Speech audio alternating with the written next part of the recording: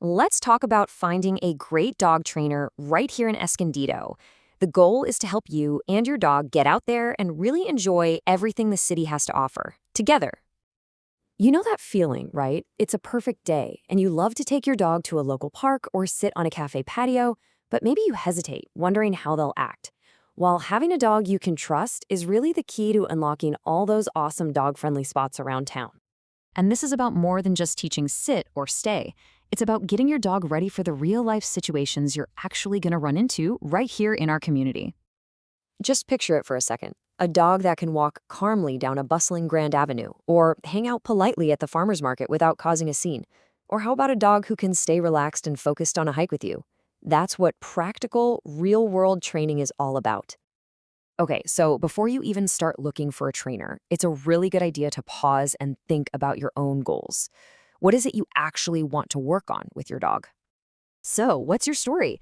Are you starting from square one with a brand new puppy? Or maybe you just need to polish up some everyday manners? Or are you trying to solve a specific problem, like pulling on the leash or barking like crazy? Figuring out your main goal first makes the search way easier. Once you know what you want to achieve, how do you do it? Well, you've pretty much got two main paths. Group classes are fantastic for teaching your dog to focus with other dogs and people around, and they're usually easier on the wallet. On the other hand, in-home training is perfect for those issues that happen right at home, like jumping on guests the second they walk in the door. So you know what you're looking for. Now let's talk about how to find a qualified professional who can actually help you get the results you want.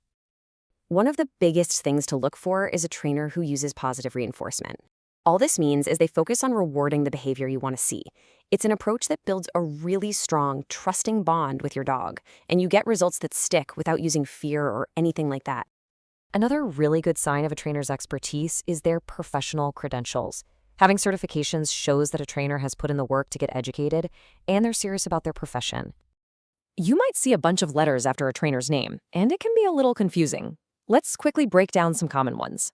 A CPDT-KA is a great all-around certification for general manners.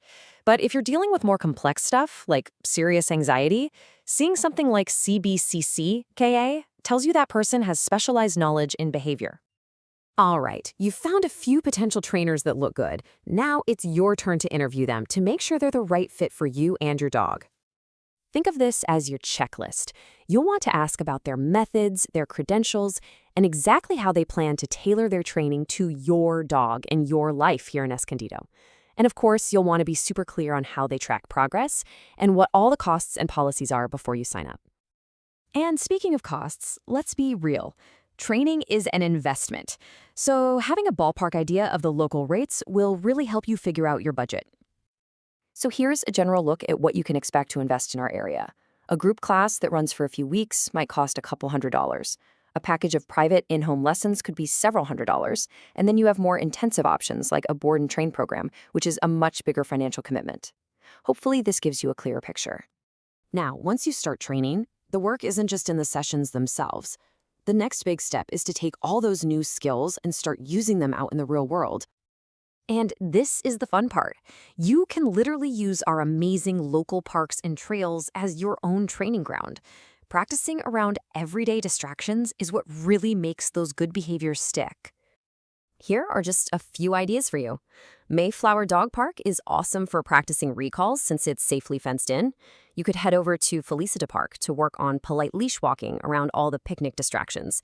And the trails around Lake Hodges are perfect for teaching your dog to stay focused when hikers or bikers pass by. At the end of the day, this whole process is really about building your dog's confidence so they can be a happy, relaxed part of the family who's ready for any adventure you throw their way.